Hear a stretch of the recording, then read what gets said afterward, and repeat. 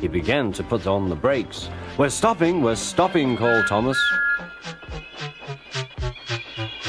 No, no, no, no, answered the trucks, bumping into each other. Go on, go on.